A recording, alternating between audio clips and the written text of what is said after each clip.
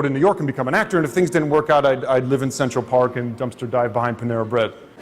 So I re-auditioned for Juilliard, and this time I was lucky enough, I got in, but I was surprised by how complex the transition was from military to civilian. And I was relatively healthy. I can't imagine going through that process on top of a mental or physical injury. But regardless, it was difficult, in part because I was in acting school.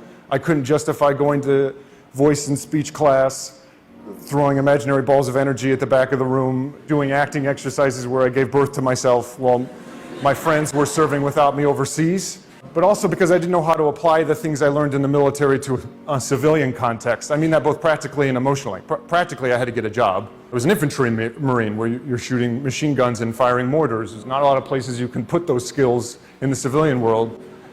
And emotionally, in that I struggled to find meaning. In the military, everything has meaning. Everything you do is either steeped in tradition or has a practical purpose. And you can't smoke in the field because you don't want to give away your position. You don't touch your face because you have to maintain a personal level of health and hygiene. You face this way when colors plays out of respect to those people who went before you. You walk this way because of this. You talk this way because of this. Your uniform is worn and maintained to the inch. And how diligently you followed those rules spoke volumes about the kind of Marine you were. Your rank said something about your history and the respect you had earned. In the civilian world, there's no rank.